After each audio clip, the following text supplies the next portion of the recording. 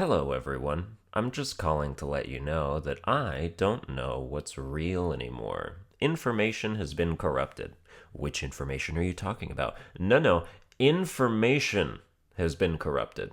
Fun fact, I am 1 year older than dictionary.com and it has two definitions for information. The first is facts provided or learned about something or someone. Facts. Ooh, that's a tricky one nowadays, isn't it? Who's got those? Where are they keeping them? And why do they keep coming out all fucked up? Between COVID, the vaccines, Big Pharma, Trump, the FBI, QAnon, the World Economic Forum, Jordan Peterson, Joe Rogan, Joe Biden, Hunter Biden, Alex Jones, climate change, abortion, the border, gender identity, racism, sexism, feminism, Black Lives Matter, Russia and Ukraine, China, North Korea, protests, the Ghislaine Maxwell trial, the goddamn Johnny Depp Amber Heard trial for shit's sake. The facts are harder to find than ever, and more often they're disguised as lies, while lies are disguised as facts. And it doesn't particularly matter where either of them are coming from. That 4chan leak could be real, and the government could be lying to you. Alex Jones can be wrong, and mainstream news can be right, or vice versa. But none of it is trustworthy at first glance, and I've given up on parsing the difference. Ask me what I think of literally anything that ever happens again, my answer's gonna be, some of it's true, some of it's not. What kind of judgment can I possibly render when even the visibly obvious truth is subject to backroom dealings, misleading justifications, and behind-the-scenes puppetry? Things can be caught on video, but still taken out of context, or with a false narrative pinned to their spread. This is where the second definition of information comes into play. What is conveyed or represented by a particular arrangement or sequence of things. Arranging things in order to convey or represent something. I mean, the concept of manipulation is literally in the definition. That's what arranging things means. Every week I see a story or a trend and it's just rife with conflicting reports, conspiracies, clickbait, and I don't even feel like I can comment on it because what if it's just all bullshit? And then I look like a big dumbass, either right then and there, or after a couple days when more information is by definition manipulated and shared. We're all being taken for a ride at the mercy of whatever those who tell want us to be told.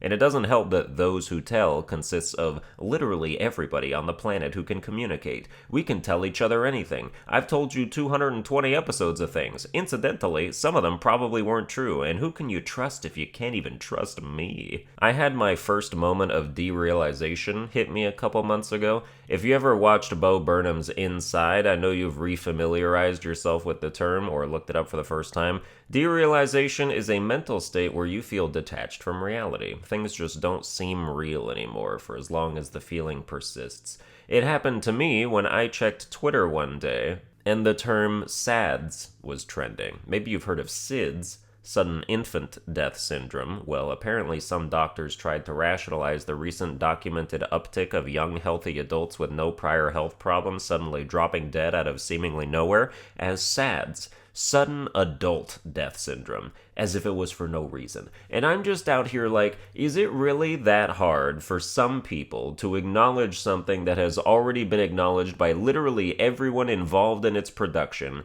which is that on very rare occasions, the vaccines do kill people. I don't know if it was brand specific. I know they discontinued a couple vaccine brands in some other countries because of health risks, or maybe they didn't. It is information after all. But I kept seeing story after story in that SADS trend, people posting about their relatives or even public figures and professional athletes who were at peak levels of fitness and health who got however many doses of whichever vaccine, and within a couple years their hearts just went nah, and they were outie. And maybe they're all lying, or it's a huge coincidence. But to see some doctors turn around and try to make up some non-committal bullshit like sudden adult death syndrome, like, no yeah, sometimes perfectly healthy people just die now, and we have determined no cause or pattern that links any of them together, wink wink.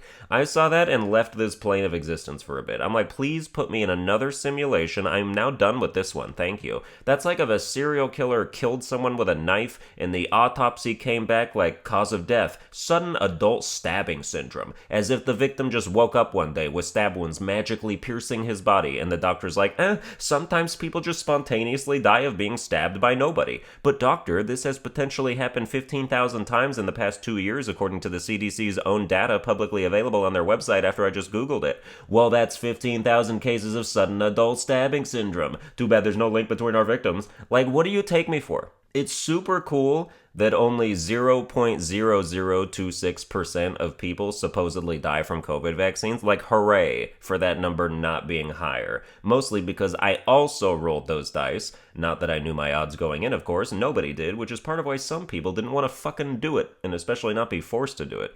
But sweeping this statistic under the rug does not make me trust you, SADS enthusiasts. There's even more stuff coming out now about Pfizer and Moderna that's incredibly uncool, and who knows if any of it is real. But derealization is sounding a lot more comfortable these days. Well, that's going to do it for this episode. I hope you enjoyed it. If you did, you can like, share, and subscribe. Follow me on Twitter at Sunburned Albino, and I will see you guys next time.